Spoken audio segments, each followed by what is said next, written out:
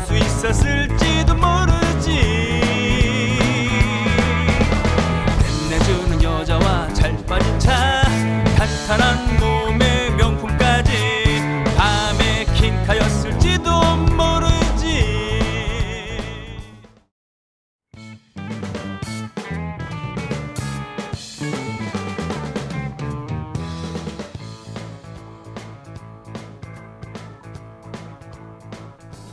노정열 손병의 여의도 한마당 반갑습니다. 반갑습니다. 개그맨 노정열입니다. 네, 여러분의 노래꾼 음주시인 손병입니다. 5월 4일이죠 오늘. 오늘 4일입니다. 내일이 어린이날이고 어저께 집에 어린이는 없으시잖아요. 이제 고등학생이죠 이제. 뭐 정신 연령이 어린이는 있는데 고3이에요 고3. 예. 야 아들내미가 저 아주 똘똘하게. 이런 거 자꾸 밝히면은 예. 인기 전선에 치명타입니다. 아예 됐어요. 남들이 보면 아직 결혼도 안 한 줄 알고 하는 분도 계시는데. 돌싱으로 보이죠, 그죠? 아 이거 딸내미들 이제 다 3살 5살이라 아직 어린이가 아니라 유아라 그래야 되나 유아? 유아. 뭐 좀 조심해야 될 것 5월 같아요. 4일 5월 4일이면은 바로 그 한국의 조선의 3.1 운동의 영향을 많이 받았다고 오사 하는, 운동이. 예, 중국의 오사 운동, 야 운동.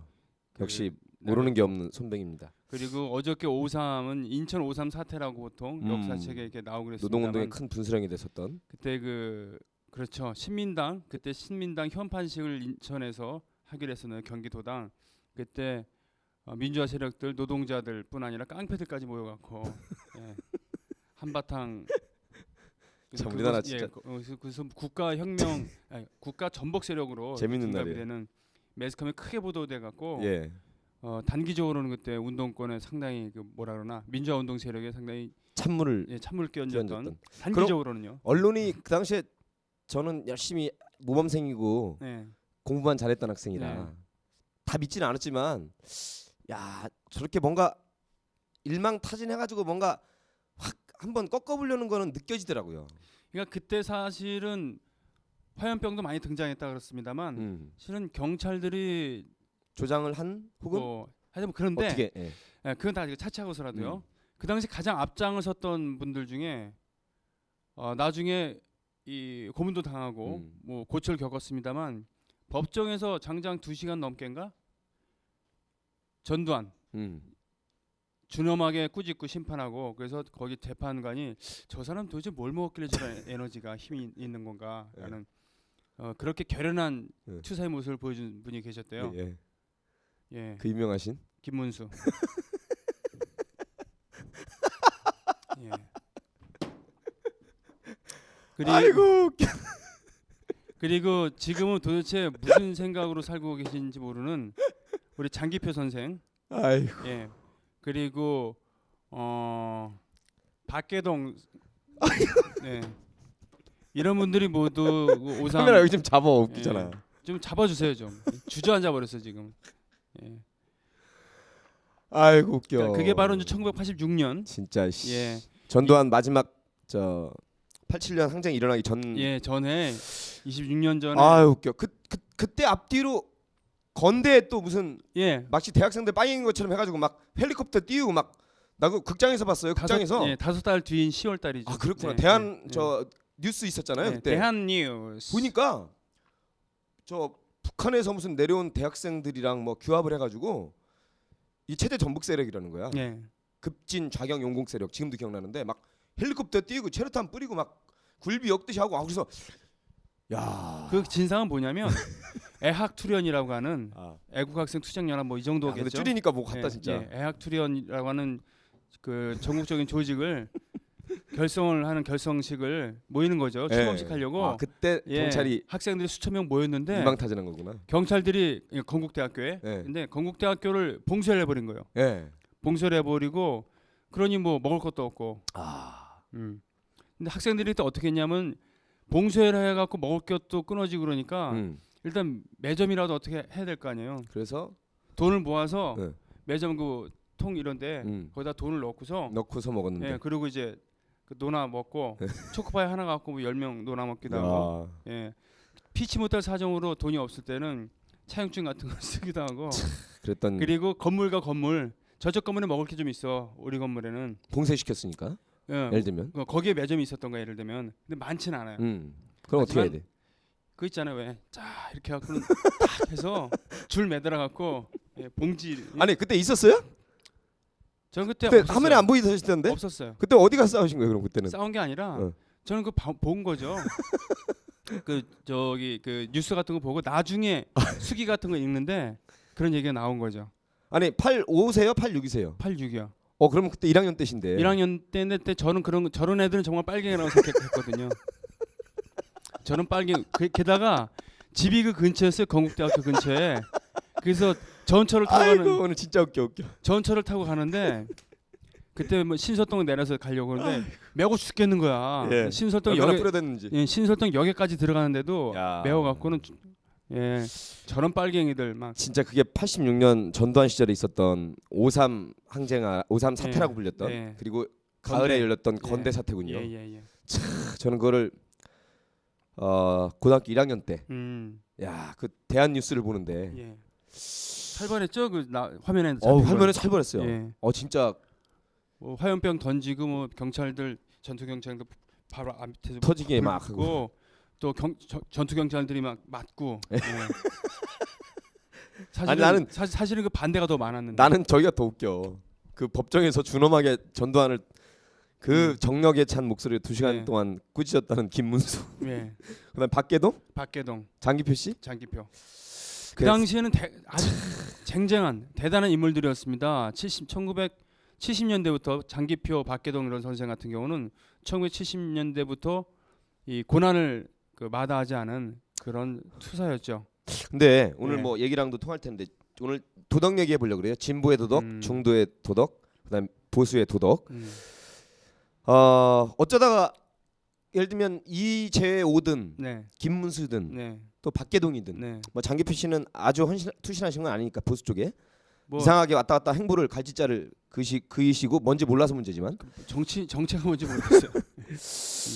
어떻게 생각하세요? 왜 변신 내지 변절 내지 아니면 처음부터 그랬었는데 전두환만 싸웠지 원래 보수주의였다든가 아니면 원래 출세주의였다든가 아니면 원래 뭐 귀족 운동주의자였다든가 어떻게 생각하세요? 앉아서 생각하는데요. 에이 그런 거 하지 말고. 저는 제가 그 나이가 돼본 적도 없고 그리고 그분들만큼 치열하게 싸워본 적도 없기 때문에. 그건 아니죠.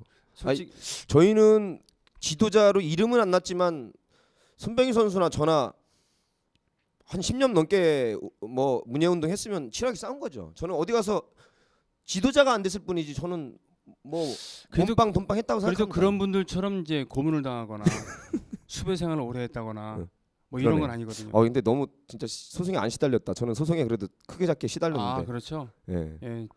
전 점잖잖아요. 그렇게까지 했는 사람들인데. 그러면 참 그게 여러 이유가 있겠죠. 극자는 통한다고. 어떤 분은 공명심 때문이다. 공명심 때문이다. 뭐 그런 거 있고 또 하나는 그 극자와 극은 통한다고. 그런 것도 일면 있을 거고요. 현실에 기초하지 않은 그런 과격한 생각. 탁상 좌파가 탁상 우파로 갈 수 있죠. 그렇다. 그런데 저는 그런 사례는 보고 있습니다만 이해는 못 하겠어요. 용서도 안 되죠. 다만 제가 그냥 조심스럽게라도 할 수 있는 얘기는 자기 생활의 중심이 자기의 그 생각의 중심이 정확히 서 있다. 뭔가 모르지만 말이죠. 어떤 삶의 태도 말이죠. 태도가 긍정적인. 그러니까 자기 어떤 명예나 자기 어떤 그 개인의 영달, 개인의 공명심 뭐 이런 거가 아닌 전체를 생각하고요. 그리고 어떤 머리로 나열되는 그런 머릿속에서 왔다 갔다 하는 사상이나 이념 이런 것이 아니라 현실에 기반한 그런 중심이 이렇게 있다 그러면은 그렇게까지 극단으로 치달지는 않을 것이다라는 그런 생각은 좀 합니다.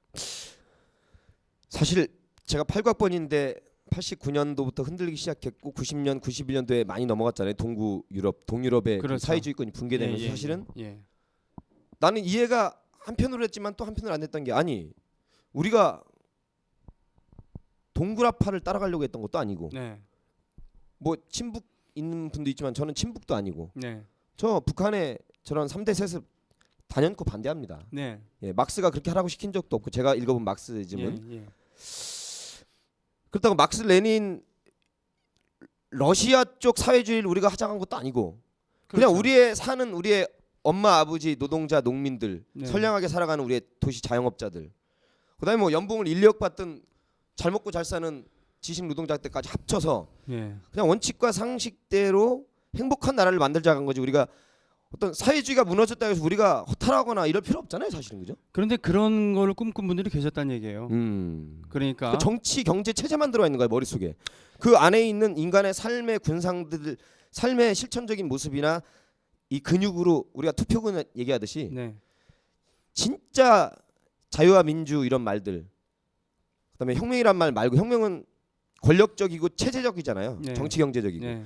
정말 삶의 이런 실존적인 걸로 고민했다면 아 저건 아니었구나 하고 더 기분 좋게 다른 걸 모색했어야 되는데 네.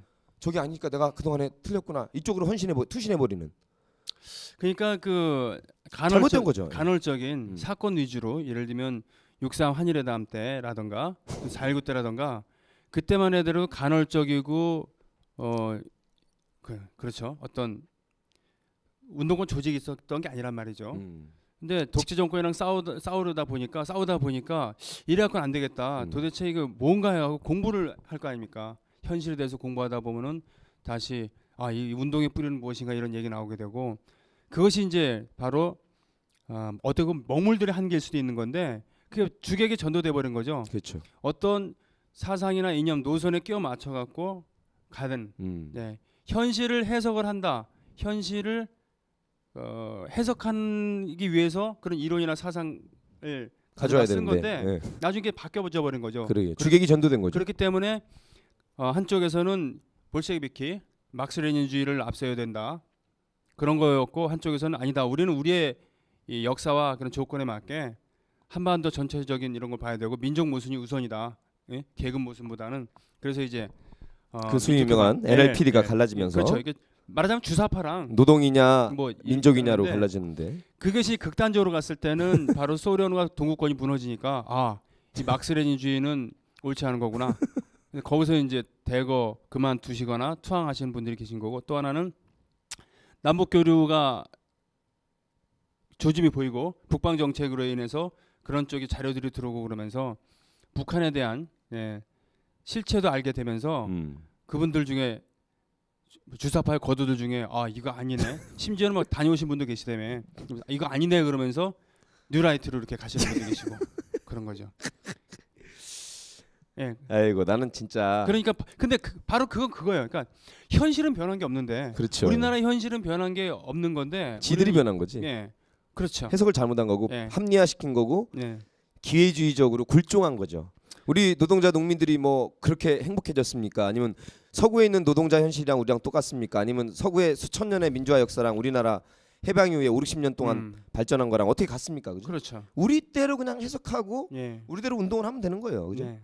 그거를 뭐 NL에 끼워 맞추고 PD에 끼워 맞추고 뭐 CA인이 이런 수많은 운동 그 뜻은 있으나 그 중심에는 그냥 삶을 투쟁으로 생각하던가 아니면 투쟁을 삶을 생각하던가 그 평생을 함께 가겠다고 생각해야 되는데 아까 말씀하신 엘리티즘이라든가 노동 귀족 영웅주의라든가 아니면 이제 정치권에 하나둘씩 이제 들어가기 시작하니까 이제 권력화되고 자기가 그 당선되기 위해서 하긴 뭐 우리 운동권 출신 중에 전두환한테 인사하는 사람도 있고 절하는 사람도 있고 뭐 이러니까 이런 거는 사실은 박근혜 씨가 얘기한 진짜 애들 볼까 두려워요. 뭘 보고 배우겠습니까 애들이. 저렇게 자기의 일신의 영달이나 이런 걸서 언제든지 합리화시키고 제대로 된 참여와 반성 없이 그냥 언제든지 사회주권 팔아먹고 아니면 자기의 노동을 팔아먹으면서 헌신할 수 있구나. 이런 건 정말 애들한테 안 좋은 겁니다. 우리 뭐 일사후정 얘기 들먹일 것도 없고 예?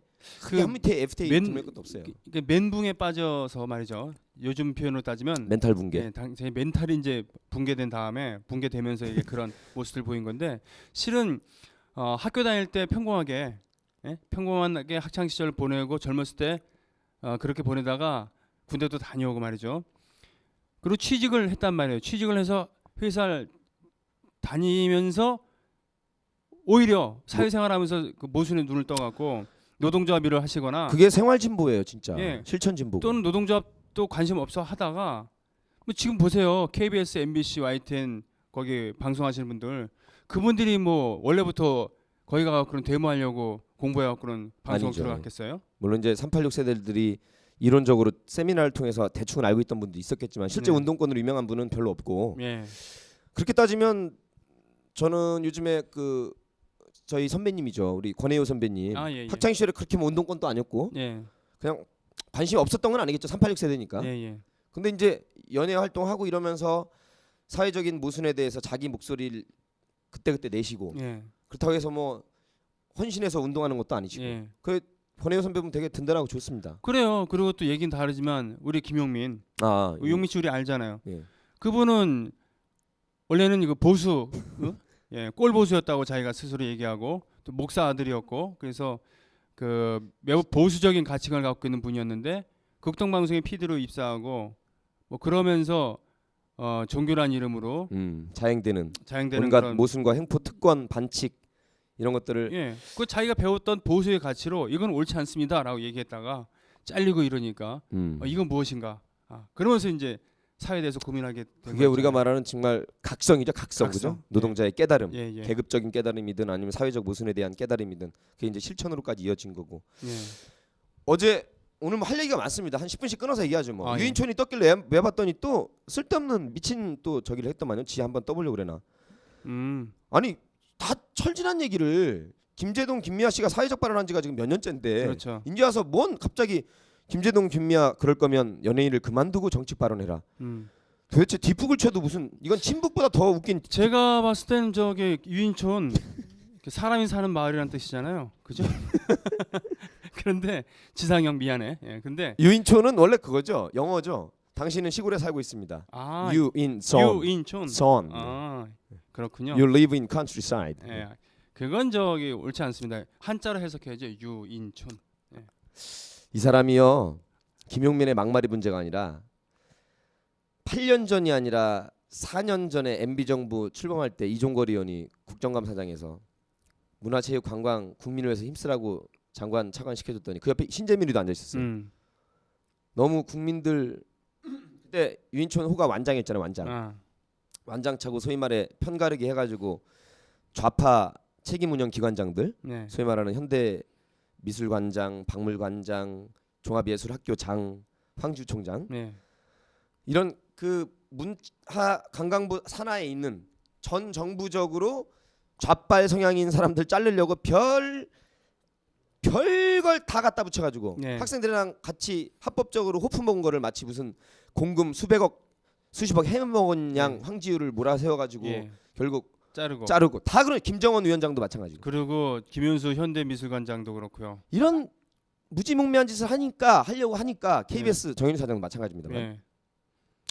이종걸 의원이 국민에서 일하라고 문광부 장관 시켜줬더니 말이야 대통령이 눈치나 보고 완장 차고 기관장도 자르기나 하고 권력의 하수인이 돼가지고 죽은 노릇이나 하고 이게 되겠습니까? 이렇게 하니까 열받은 거야.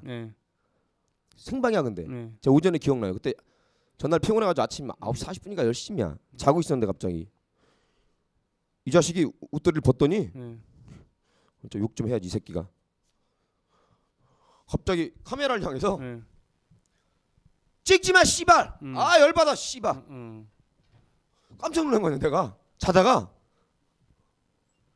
현직 장관이라는 놈이 생방송으로 방송되고 있는데 카메라를 향해서 지가 전원일계 용식인 줄 알았나 보다 그때. 동네에서 싸움이 일어나면 그런 식으로 하잖아요. 그죠? 아니 녹화나 라디오라면 또 그것도 안 되지만 좀 우리처럼 미리 얘기하고 이것도 아니고 장관이란 놈이 생방송 중에 국민이 지켜보는 카메라를 향해서 C8이라는 얘기를 아니면 용식이 역할이 아니라 그때 마침 그 조폭 역할 캐스팅 제의가 왔었나 보죠. 그러니까 그 역에 몰입해 있느라고 그런 거 아니었을까? 정말 그리고요 와서 열받으니까 또 한 번 했어요. 또 왔어요? 그거 동영상 지금 다시 나오죠? 유인촌 동영상 사실 가장 정치적인 행보를 보인 사람이었잖아요. 그렇죠. 연예인 중에 그런 놈이 지금 이제 와서 김제동, 김미아하고 뭐 정책 발언 할 거면 정치할 거면도 아니야. 정책 발언을 할 거면 연예인을 그만두래. 아니 그런 말이 어디 있어요? 유인촌은 가장 양지를 쫓아갔고 또 자기의 권력을 이용해갖고 가장 정치적인 행위를 해왔던 사람인데 잘했으면 또 말도 안 해. 예. 그러면 그걸 그대로 얘기해줘야 돼요. 지금 예술의 전당인가 거기 이사장이라며. 아니 장관하던 놈이 진짜. 당신 그런 정치적 발언을 하려면은 그부터 내려와. 내려온 다음에 그 다음에 얘기를 해. 그래서 그 공직자인데 그지? 예, 김미화가 됐던 김재동이 됐던 같은 처지가 되어가면 맞짱 떠보라고. 예? 말이 안 되잖아요, 그죠? 아니. 지는 링 위에 올라와 있으면서 말이야. 링 바깥에서 풍찬 노숙하는 사람한테 지금. 내가 엊그저께도 그럴 거면 글러브 벗으라고 하는 거 똑같은 얘기잖아요. 특강에서도 한 얘기 있지만 막말이라는 게 말입니다. 네. 입에서 나온 육두문자 쌍시옷 씨팔이면 다 나쁜 게 아닙니다. 아니, 그럼요. 권력자나 경제 권력자 이 양대 권력 축이 제대로 할 일 못하고 MB가 말한 대로 기업가들이 돈 버는 거 배 아파서 그러냐고 하는 게 아니야. 기업가들 돈 버는 거 좋아. 기업이 잘 돼야 또 그 안에 있는 우리 가족들 다 노사가 잘 되는 건 맞아. 근데 우리나라는 기업만 잘 되는 게 너무 많아. 그리고 온전하게 연구개발하고 제대로 사대보험 할 거 하고 노동조건 제대로 하면서 잘 되는 건 너무 좋아. 그런 것도 안 하면서 탄압하면서 노조 업신 여기면서 산업재 아직도 전 세계 1위를 달리면서 기업가들 그중에 주주들만 그것도 악덕을 일삼으면서 탈세하면서 별지랄 다 하니까 싫어하는 거야. 왜 기업 잘 되는 걸 왜 싫어해? 예? 그렇죠. 예. 사회 경제 주체는 가계기업 정부라는 거 우리 중학교 때 배우는 거야. 예. 그리고 가게는 누가 뭐래도 재화 용역을 생산하는 우리 경제 주체이기 때문에 잘 돼야 돼. 예. 그걸 가지고 뭐라고 하는 미친 놈이 어딨어? 예. 가게. 예. 그리고요.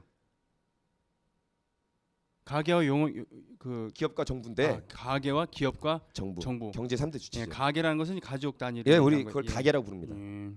이 얘기를 왜 하냐면요. 막말이란 건요. 이렇게 경제 권력, 정치 권력이 제대로 해서 제대로 정책을 하고 파이를 키운 다음에 나눠주면 욕할 필요도 없습니다. 그렇죠. 근데 우리 국민들이 워낙 권력자들이 우리나라 박정희부터 해가지고 숱하게 권력을 위해서 수많은 사람들 학살을 하고 때로는 부정부패 저지르고 이질을 하면서 권력을 유지하고 또 경제 권력 이건희부터 해가지고 30대 재벌이란 것들이 잘하는 데도 물론 있지만 예. 별거 없죠. 거의 30대 재벌들은 지들 헤쳐먹는 거 더 헤쳐먹으려고 지랄들 하고 하니까 우리가 나오는 게 지금 제 입에서 지랄 C8이라는 게 나오는 거지. 네. 제대로 하고 있는 분들한테 우리가 미쳤습니까? 우리 착한 사람들입니다. 네. 거기에 대해서 김구라가 쌍욕을 하든 김용민이 8년 전에 뭐 욕을 하든 물론 노인 비하라든가 성적 비하는 있어서는 안 되지만 네. 그것도 좀 세게 말하면 원래 국민들이 그렇고 인류가 그래. 그래 뭐. 우리 서민들이 그러고 살아. 맞아. 말하는 새끼랑 재수 씨를 강간하려고 고추까지 보여가지고 성기 특징까지 아는 새끼랑 어떤 게 더 도덕적으로 비교가 안 되는 어떤 게 막짓이고 어떤 게 막말이야? 저는 그러면 다른 식으로 얘기할게요. 네. 물론 그 김구라 김용민은 막말 투성이었어요. 그 대목은. 네. 하지만요. 이건 어떨까요? 그것은 저에 대한 정치 공세입니다. 라는 말에는 그 어떠한 비속어도 없죠. 그리고 톤도 아주 정리되어 있고 점잖고요. 정제돼 있죠. 예. 이게 어디서 나온 말이냐면요. 바로 그 인혁당 사건 1974년인가 5년인가 우리 사법사상 암흑의 날. 네. 8명의 사형수 그리고 판결한 지 몇 시간인가요? 몇 시간 만에 그 다음날 새벽에 사형을 시키고 그리고 고문 흔적을 보여주지 않기 위해서 시체를 바로 소각시키고 예? 그거잖아요. 예. 그거 바로 박정희 정권이 한 건데 박정희가 한 건데 그것에 대해서 어떻게 생각하냐고 박근혜 지금 비상대책위원장한테 물어봤을 때 그런 건 저에 대한 정치 공세입니다. 이런 투로 얘기를 했단 말이죠. 예. 여기는 어떠한 막말도 비속어도 사람 신경을 거슬리게 하는 어떤 단어도 없었어요. 하지만 그거 하나하나가 얼마나 비수가 돼서 특히 유가족 생각하고 또 그 당시 고통받았던 그런 관련자들 그리고 그 유신시대 암흑 시절에 살았었던 양심 있는 사람들의 가슴에 대못을 박는 거죠. 예, 대못을 박은 거잖아요. 일제가 우리 전기를 끊기 위해서 박았던 거 그거야말로 막말이고 언어 폭력입니다. 막말 언어 폭력 정도가 아니라 가장 거짓말이고 비도덕적이고 권력 대통령 한번 해먹으려고 후한무치하게 무책임하고 실력이 없는 것이고 뻔뻔스러운 것이고 철면피스러운 것이고 아버지까지 욕 먹이는 나쁜 짓입니다. 나쁜 짓이죠. 예. 그러나 그것에 대해서 분노하지 않는 자칭 언론들과 예. 뭐냐는 얘기예요. 우리 국민들 예. 생각해 보세요. 예?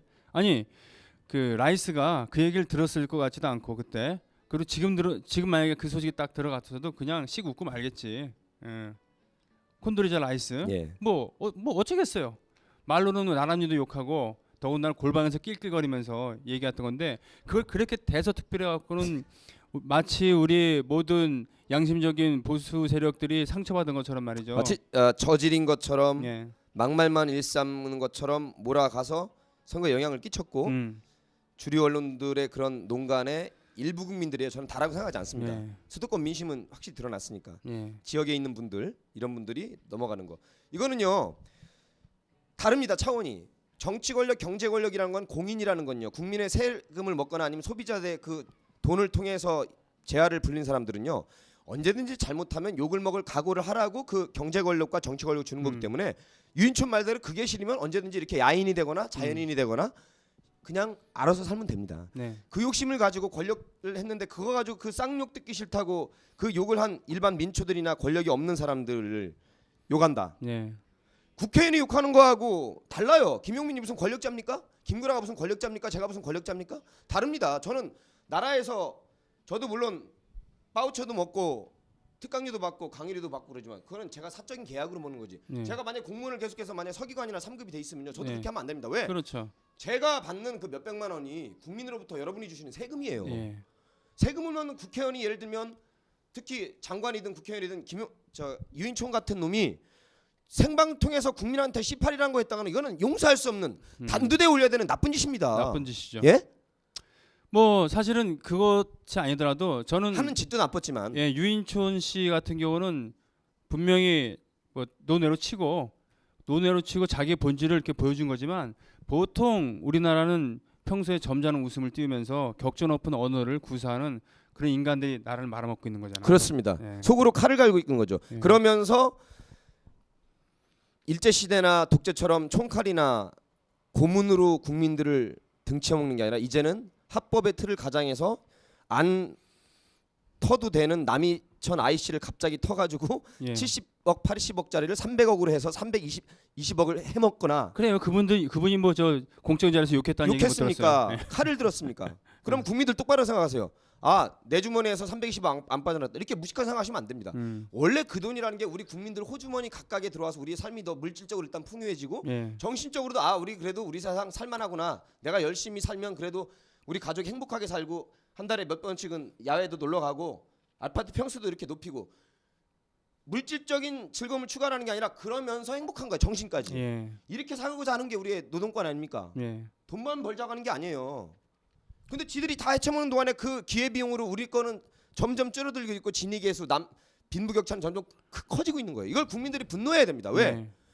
그렇지 않고서는 여러분이 200만 원 받을 거 원래 300만 원짜리인데 저놈들이 다 헤쳐먹기 때문에 맥쿼리니 뭐니 구우선이니 이 수많은 지랄들을 하고 지금 최시중이니 박영준이 수십억 헤쳐먹는 동안에 여러분들한테 갈 그 이익이 기업에서 비자금으로 이쪽에 넣는 거 아니에요. 예. 그걸 왜 아시면서 반은 또 빨갱이 박근혜 찍어주고 있습니까? 왜 새누리당 찍어주고 있습니까? 좋아요. 우리 할 얘기 많아서 10분씩 한다 그랬으니까 이 얘기는 여기서 뭐 다음 얘기는 뭐예요? 다음 얘기요? 음악 듣고 와요? 뭐예요?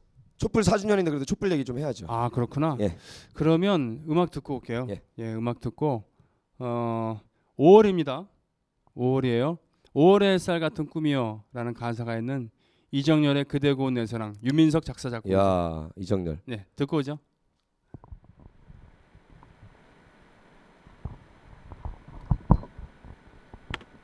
설마 이게 누구야?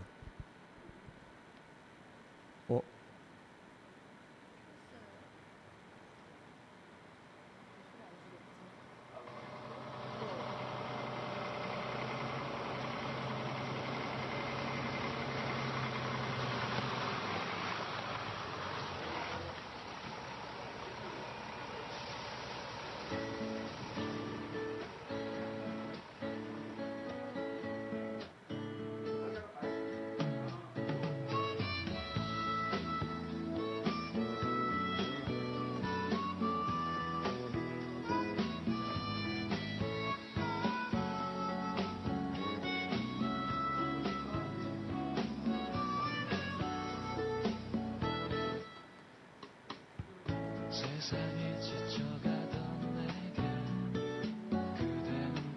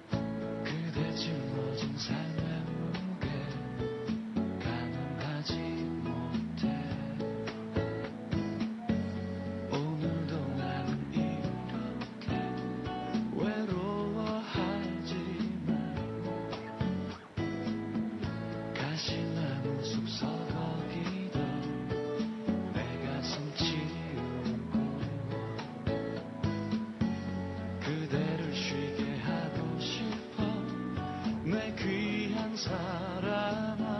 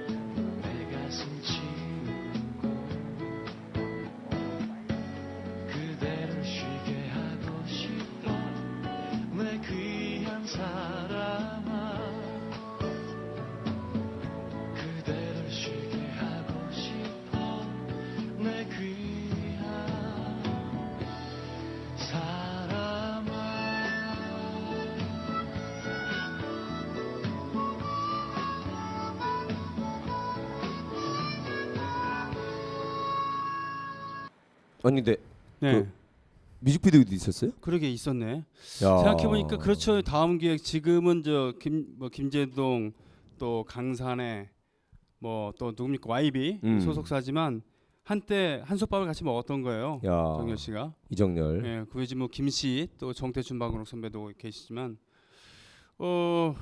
이 노래 그러고 보니까 그저께가 촛불 4주년 해갖고 4주년 집회를 했잖아요. 정열 씨랑 저랑 같이 무대 올랐어요. 그때 이정열. 이정열. 그래서 둘이 같이 노래를 했죠. 실은 이 정권 들어가고는 둘이 촛불 집회 무대 오르는 거는 없었어요. 작년에 반값 등록금 집회하는 그 대학생들 같이 올라갔어요. 앉아 있을 때 계단 앞에 같이 앉아갖고 같이 논 적이 있었는데 정식으로 그런 집회 오른 건 처음이었거든요. 이거 참 아이러니 뭐라고 해야 되나 역사의 장난이냐 뭐 이렇게 생각하는데 우리 둘이서 한창 무대 같이 올랐을 때가 언제입니까? 10년 전 이럴 때잖아요. 그죠? 예. 그리고 그 후에 탄핵 때 한번 같이 시작했어요? 탄핵 때 2004년 때 같이 하다가 정영 씨는 뮤지컬 배우의 길을 그리고 밤에 진행자하고 저는 뭐 계속 음악을 하고 있었는데 정확히 그 광우병 촛불 4주년이 돼갖고 같이 무대 올랐어요. 물론 이 노래도 했죠. 저는 5월 4차인가 5차인데 5월 8일인가 그랬을 거예요 아마. 지금도 동영상이 있으니까 한번 검색해 보시면. 2008년도에. 그 MB 출범하고 그때 CBS 한참 진행자였기 때문에 사실 그렇게 쓰기가 만만치는 않았어요. CBS 라디오도 게스트면 모르는데 진행자는 항상 시비가 뭐가 들어오냐면 편파성, 그렇죠. 중립성 그럴까 봐. 그래도 안 쓸 수가 없더라고요. 그래서 그날 많이 왔어요. 그 동아 면세점 앞뒤로 쫙 했는데 경찰 추산으로도 한 2만 명이라고 했으니까. 오 그래요? 실제로 4만 명 한 꽉 찼던 거죠. 아마 그러면 경찰 추산 2만 명이면 4, 5만이 될 수도 있죠. 한겨레 추산 3만 5천에서 4만, 주최 측 추산 6만 정도 이렇게 됐겠네. 그러니까 제가 보기에는 한 4만 안쪽인데, 그래도 엄청난 거죠. 4만 명이라는 게. 거기서 사회를 보는데 요즘식으로 자유 발언대에서 중고딩들도 나오고. 그때 저 우석훈 또 우희종 교수. 그다음에 또 누가 있냐면 의사 중에 보건 노조에서 일하시는 우석균 선생이 올라오셔가지고 의사로서 자기의 전문 지식으로 말씀하셨어요. 그 쓰리 우 가운데 우석균 기억나고 소우자 아니겠지 그분들 전부 다. 세 분 다 소우자예요. 대한민국의 좋은 우파들. 광우병에 대해서 확실히 말하시는 세 분인데. 그러고서 심상치 않더니 아니나 다를까. 아무튼 그 5월 촛불의 대인 MB가 생방송으로 2번씩이나 머리 조아리고 사과했어요. 그 후에 사대강에서 사람 저렇게 죽어가고 쌍용자동차 하던 고개 숙이지 않았는데 그때는 아마 초심이 있었는지 아니면 위기감 느낀 거죠. 그쵸. 밀리다 이거 안 되겠다 싶어서 생방송으로. 그리고서 한 말이 뒷산에 올라가서 아침 이슬 들으면서 반성했다는데 제가 보기에는 참이슬 먹으면서 반성한 거고요. 그리고 그때 딘 그 악감정으로 입에서 나온 말이 아니 저 많은 촛불들은 누가 다 사준 겁니까? 어디 우리말로 하면 물주가 있을 거 아니야. 일설에 따르면 그 말 한마디로부터 민간인 사찰이 시작됐다라는 얘기가 이게 유력한 설이고요.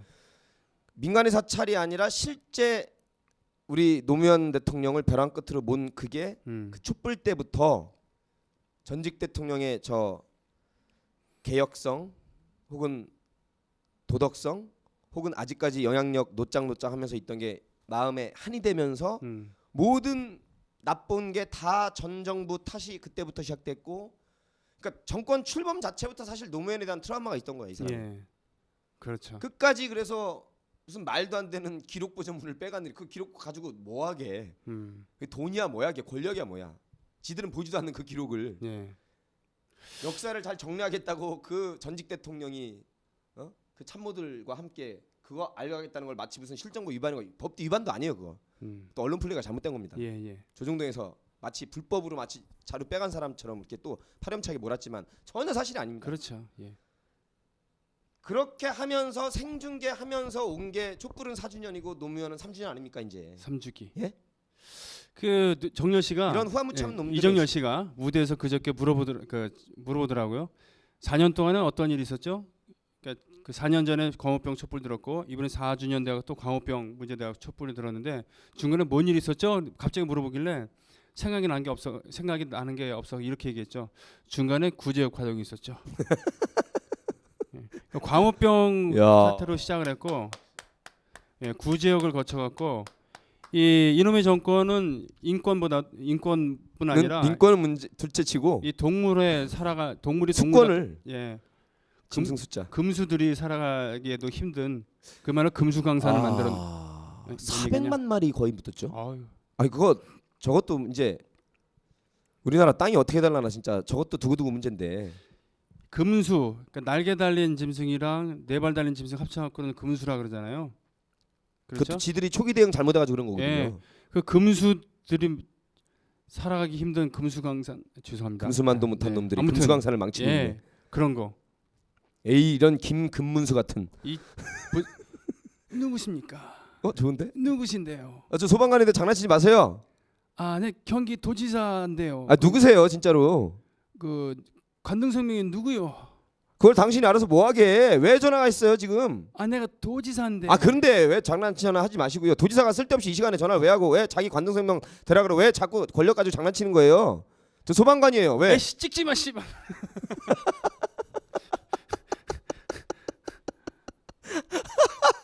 네. 야 재밌다. 야 이러다가 갑자기 유인촌께 나오면 재밌다. 찍지 마 씨발. 네.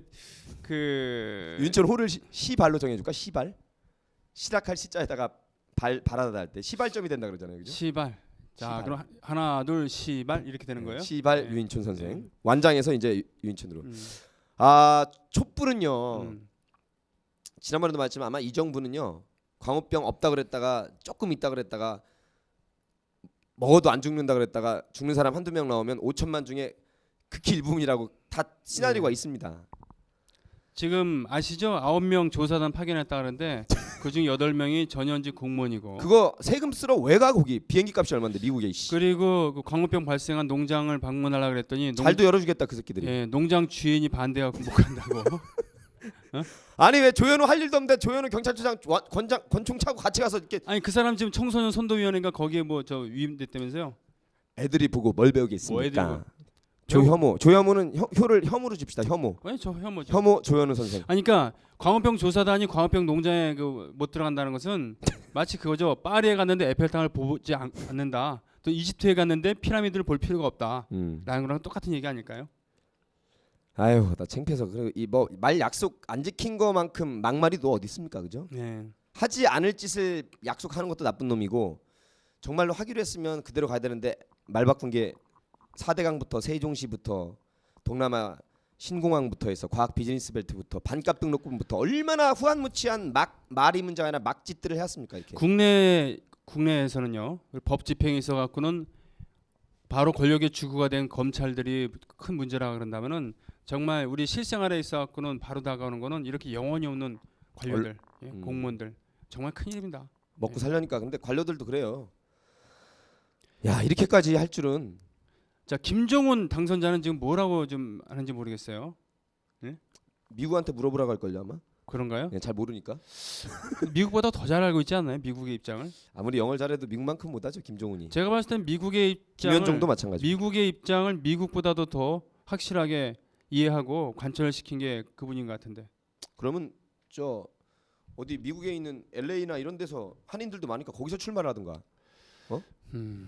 영어도 FTA를 제가 했습니다. 그러면 거기서 표 얻을 것 같은데. 그러게. 그지? 거기 디트로이트 가면 바로 됐는데. 그렇지. 디트로이트 시장.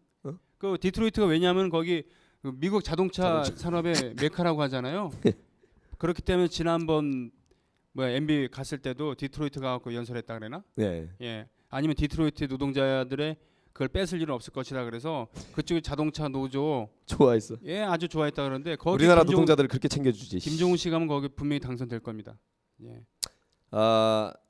죽고 안 죽고 위험하고 안 위험하가 중요한 게 아닙니다. 이거는 누가 죽었습니까라고 말한 허준영이랑 똑같은 태도입니다.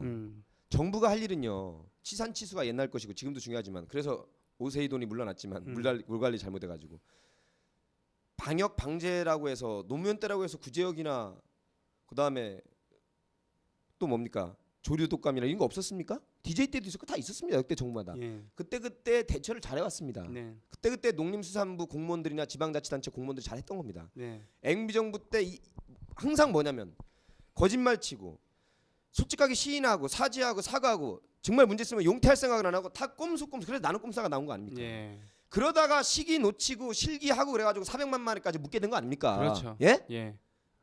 왜 호미로 막을 거를 가래로 막냐고요. 예.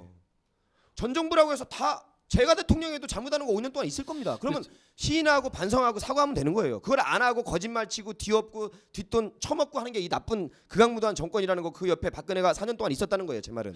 잘못 표현하신 게 400만 마리 그거는 호미로 막을 걸 가래로 막은 게 아니고 호미로 막을 걸 포크레인으로 막은 거죠. 예. 자꾸 이렇게 개그맨 앞에서 개그치지 마시고. 아니 그건 사실에 입각해 갖고는 정확한 비율을 알았어 잘났어. 예, 이거는 실사구시적인 엄청 푼 거 기억나실 겁니다, 여러분. 그 땅을 삽으로 못 파니까. 예? 네. 그 돼지들, 소들 묻은 거 보십시오. 네. 그때 그 사랑하는 짐승들을 파묻은 주인은 물론이고 그 농민들도 거기에 참여한 수의사들도 트라우마에 시달리죠. 그럼요. 그 장관이 나와서 한다는 말이 뭡니까? 완전 미친 지금이 서영규국 그 당시에 장관이라는 놈이 나와가지고요. 예.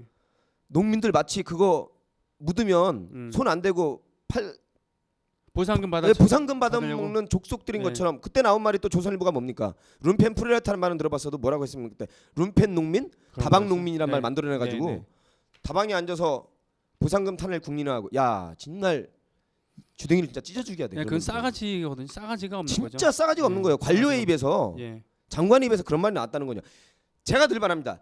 농민 100명 중에 한두 명 그런 사람 있습니다. 있어요. 그래요. 어느 집단이고 그런 게 없습니까? 진보 쪽에 썩은 놈들 있습니다. 그래서 이런 일 터졌죠. 그래도 니들만 하겠냐?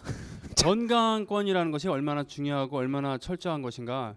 미쿡 군인들은 이미 1980년대 우리나라에 생수가 일반적으로 보급되기 이전에 다이아몬드 생수라고 해갖고 우리나라의 뭐 부유층들은 그걸 또 빼돌려갖고 먹기도 했지만 다이아몬드 생수라고 미군들이 전용으로 먹는 그런 생수를 공급받아갖고 먹었어요. 수돗물 안 먹었다는 겁니다. 그때 우리 수돗물 먹었어요. 예. 뭐 먹으면서도 잘 살았다고 하지만 안 죽었다고 하겠지 또. 안 죽었다고 하겠지만 그래도 건강에 영향을 주니까. 기회비용으로 따지면 더 잘 살 수 있었고 더 건강할 수 있었는데 이렇게 됐다는 생각을 해야 돼요. 그럼요. 예, 여러분 지금 광우병 얘기도 마찬가지입니다. 우리가 예를 들면은 뭐 동남아시아라든가 먹기 싫다는데 그런데 여행을 다니다 보면 어떻게 이런 비위생적인 데서 근데 거기서도 먹고 살거든요. 살고 있는 것 같긴 하지만 그렇죠. 그게 우리도 이제는 그에 걸맞는 보건권을 누려야 되는 거고 그에 $20,000 GDP $20,000 이상 넘게 열심히 일해온 대가를 받아야 될 거 아닙니까? 그 대가라는 게 바로 국가로부터 그래 나라를 위해서 가족을 위해서 열심히 일을 하면은 당신이 먹고 살고 먹고 자고 애 낳고 이런 것에 대해서는 공부하고 이런 거에 대해서는 치료받는 거에 대해서는 걱정 않게 해주마 라는 거야 되는 거야. 럭셔리하기도 아니야. 기본적인 것만 해달라는 거야. 좀 더 잘 사는 나라면 럭셔리에 아니 고기를 사달라는 게 아니라 고기 내 돈으로 사 먹을 테니까 좀 안전한 거 좀 먹게 해달라는 거 아니야. 그렇죠. 예? 식품 주권 사주는 새끼도 아닌 새끼들이 왜 사주면서 이거 내가 산 거니까 네 마음대로 그냥 조용히 먹어라 이것도 아니야. 야 돈 있으면 사 먹어 이거. 근데 이거밖에 없으니까 검역도 제대로 안 하고 식품 주권에 대한 아무 인식도 없고 오로지 미국 똥구멍 빠는 생각만 하고 진짜 사대주의 정도가 아니라 진짜 이 정도면 우리나라 역사도 중국한테 할 거 하면서 이렇게 했지 이렇게까지 끌려다니고 이런 적은 없는 것 같아요. 다 단군이래. 마지막 요 얘기는 이제 또 9명의 조사단이라고 불리우는 견학단이 돌아오면은 이렇게 좀 다시 얘기를 하는 걸로. 좋습니다. 아까 농민 얘기로 넘어가겠습니다. 그러면 농민들 중에 100명 중에 한두 명 그렇다 해서 그 일부분을 들어서 그렇게 언론을 통해서 발표하는 놈이나 그거를 또 농민들을 도덕적으로 폄하시키는 그런 나쁜 언론들 국민들과 이간질시키는 거죠. 똑같습니다. 물타기고요. 퍼센트가 중요한 겁니다. 네. 마찬가지입니다. 진보요? 뭐 이번에 문제된 거 당연히 나쁜 짓들을 했고 욕 먹어야 되죠. 거기까지 그냥 끝입니다. 그거는 이번에는 좀 그냥 그 얘기 나왔으니까 얘기하세요. 예. 왜 그런 거 있잖아요. 수갑 차고 둘이 걸어가는데 언뜻 보기에 누가 범인이고 누가 강력계 형사인지 모른다라는. 그러니까 왜 그런 거 있잖아요. 적을 쫓다 보면은 닮아갈 수도 있다라는 그런 거. 욕하면서 배운다 그러죠. 욕하면서 배운다. 잘못된 거죠. 그런 건데 분명히 그 엄혹한 세월을 견디면서 주말에도 가족을 위해서 자신을 위해서 쓰질 못하고 그렇기 때문에 심지어는 그런 거 스트레스를 쌓여서 병에 걸려서 일찍 생을 마감하신 분도 계시고 지금도 투병하고 계신 그런 분들도 계세요. 예. 뭐 국가 폭력에 의한 그러한 고초는 두말 나위도 없고 하지만 그러면서 강고한 대열을 이렇게 유지하는 것까지 좋은데 마치 고슴도치처럼 아르마딜로라고 있죠 왜 이렇게 외부로부터 공격을 받으면 동그랗게 말아갖고 그래요. 아무리 딱딱해하고 아무리 해도 안 되는 그래서 제풀에 지쳐서 도망가면은 맹수가 도망가면은 그때서 이제 일어나고 다시 움직이는 그런 모습으로 된 부분이 이번에 지금 발각이 된 거죠. 이거는 철저하게 일단 외부의 힘이 아니라 검찰에 의존하는 게 아니라 그 내에서 철저하게 조사를 하고 환골탈태를 해야 되지 않겠습니까? 그렇습니다. 그렇게 거듭나면 됩니다. 마속은 자기 죄라도 인정해서 제갈 공명이 그렇지만 자기 양아들처럼 살아가는 그 사람을 울면서 죽인 거잖아요. 잘못을 인정을 했어요. 그리고 악의가 있었던 것도 아니고 그럼에도 불구하고 내가 씻지 못할 죄를 졌습니다.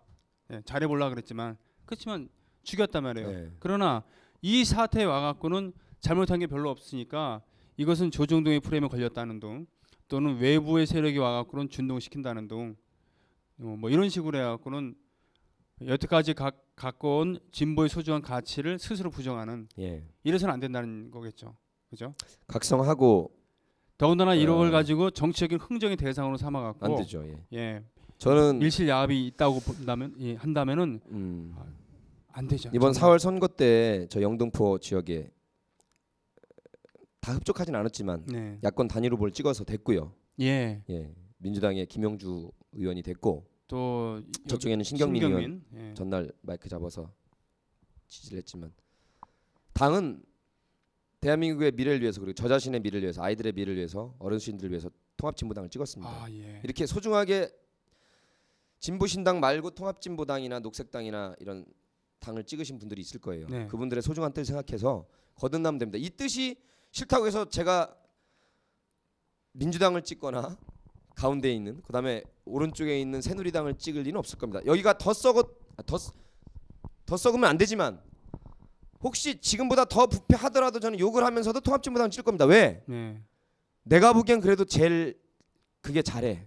깨끗해. 내가 아는 민주당 내부의 권력 다툼이나 그런 거 돈 오간 것도 불법이 아닌 것도 봤지만 또 새누리당을 알고 있는 노정렬이 보기에는 그나마 이렇게 밝혀지고 사죄하고 용서하고 이제 누구 잘리겠지만 네. 그게 나는. 그럼요. 나는 있는 것 중에서 골라 나는. 2004년도에 지지율이 13%였어요. 13% 넘었는데 이번에는 10%대였단 말이죠. 그것이 많은 국민들이 그러니까 통합진보당이 너무 좌측이라고 생각해서 지지율이 줄었겠습니까? 전 반대라고 봐요.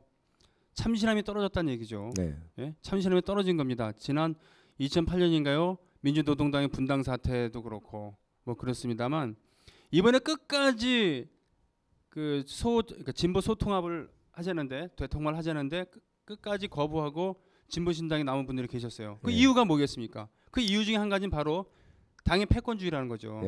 패권주의가 발현되는 지점이 바로 이번 선거 부정인 건데 이것에 대해서는 다시는 있어서는 원래는 안 되는 거였지만 이왕 이렇게 나온 거 털고 가야죠. 제대로 맞습니다. 까발려야 되는 겁니다.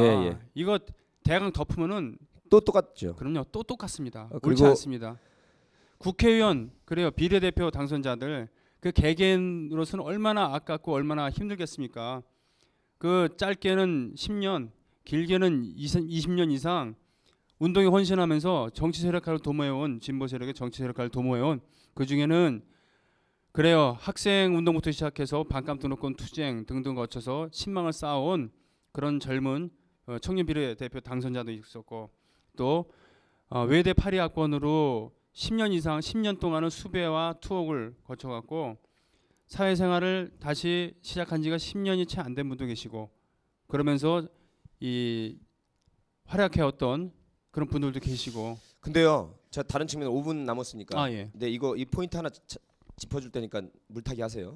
물타기? 되게 극우적인 발언을 할게요. 저는 이번 사태에 대해서는 물타기 하고 싶지 않아요, 정말. 아니 저를 물타기 하라고요. 그래요? 예. 제가 어떤 식으로 해석할? 저는 근데 되게 긍정적으로 봐요. 어떻게? 우리 국민들의 5천만 중에 2,500만 명보다 조금 덜한 사람이 깨끗하고 진보적이고 개혁적이죠. 네. 2,500만 명은요, 되게 보수적이고요, 개혁적이지도 않고요, 네. 조금 더러워요. 네. 지역 감정 좋아하고요. 네. 그리고 거의 다 전과자들이고 사기도 칠 건수가 있으면 치고 싶어하고요. 강간까지는 아니지만 성범죄도 저지르고 싶어하고요. 그리고 복사도 하고 싶어하고요. 복사. 예. 큰 범죄 건수만 있으면 하고 싶어하는 국민들이 2,500이에요. 네. 잘못된 거지만 이참에 진보가 네. 굉장히 대중정당화됐어요. 네. 국민 여러분, 이렇게 때도 먹고 권력을 위해서 몸을 사리지 않는 진보당도 이제 찍어주세요, 여러분. 새누리당, 민주당만큼이나 진보도 똑같은 사람입니다. 그리고요, 그 대신 이건 생각해서 있는 사람들은 새누리당 찍어요. 돈이 100억 이상 있는 사람. 근데 10억에서 90억 사이 있는 사람은 제가 보기에는 민주당 찍는 게 맞고요. 우리나라에서 10억이 안 되는 분들 있죠. 아파트 3, 4억짜리 가지고 있다고. 여러분, 우리나라에서는 지금 진위 계속 어떻게 되냐면, 여러분요, 이건희가 혼자 10조 가지고 있거든요. 제가 보기엔 여러분은 거의 빈층에 속합니다. 그러니까 셋 다 어차피 똑같이 썩었거든요. 제가 알기로는 새누리당은 800억 차떼기부터 해가지고 전당대 돈봉투 그것도 썼고 돈도 썼고 한 나라고요. 그 새누리고요. 민주당은 한 중간 정도 됩니다. 제가 아는 진보당은 민주 새누리보다는 훨씬 지금 드러난 거 말고 몇 개가 더 있지만 더 깨끗해서 저는 앞으로도 찍을 거거든요. 왜? 그리고 저는 가진 자산이 10억이 안 되기 때문에 몇 억은 있지만 저는 앞으로도 더 썩은 짓을 해도 저는 진보를 찍을 겁니다. 왜인 줄 아세요? 제가 빈층에 속하고 그나마 민주 새누리보다는 당이 진보가 돼야 제가 좀 더 떳떳할 것 같고, 제가 노상방뇨 고성방가 한 정도의 범죄는 저렇게 강도나 강간이나 성폭행이나 복사한 새끼들보다는 그래도 진보당이 전 좋아서 찍을 거예요. 여러분들을 위해서 계급적으로 찍으세요. 노동자 농민들. 이쪽 싫으니까 또 진보당 욕하면서 민주당 새누리당 당 찍어봤자 여러분한테 도움, 제가 알기로는 20년 동안 30년 동안 살아보니까 별로 도움 안 돼요. 욕하십시오. 그러나 대선 때 새누리당 뚝 찍으면 똑같아요. 박근혜나 김문수나 이재호가 안 헤쳐먹었을 것 같습니까, 여러분? 이상득이가 최시중이나 박영준 이 정부 들어가지고 출범한 날부터 헤쳐먹을 국리만 한 게 지금 밝혀진 게 이 정도예요. 여러분, 욕하는 건 좋은데 이게 싫으니까 이제 또 확 돌아서는 거는 정말 무식한 짓이에요.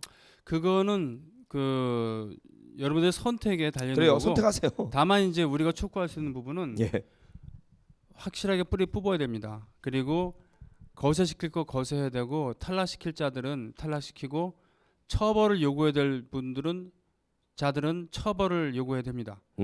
그런 것이 선행되었다고 했을 때 좀 자신이 지금보다 좀 더 자신 있게 절대로 그쪽 찍지 마세요라고 이렇게 할 수 있는 거겠죠. 그러게요. 예, 자 통합진보당의 건틀비입니다. 그러게요. 반성하시고 더 열심히 하시고 뭐 한 곡 부르고 마치겠는데 임효림 스님 계시죠? 효림 스님. 예, 효림 스님 트위터도 가끔 하시던데. 예, 효림 스님의 그 시집에 보면 맨 뒤에 이런 시가 있더라고요.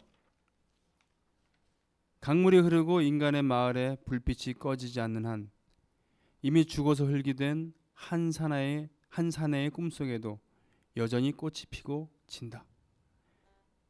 이게 이제 시 다인데 어느 혁명가의 묘비명.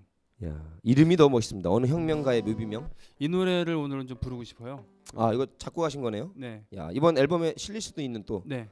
알겠습니다. 일단 뭐 스님 허락을 받아야 되겠지만요. 허락해 주실 겁니다. 네, 여러분 감상해 보세요.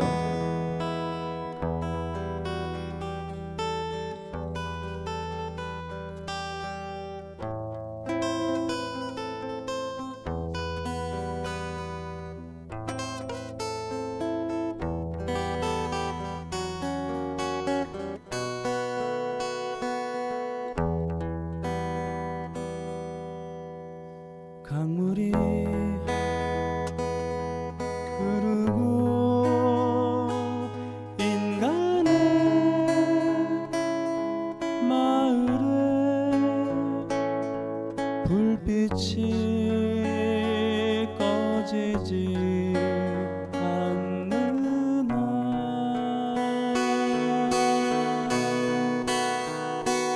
이미 죽어서 한 사내의 꿈속에도 여전히 꽃이 피고 진다.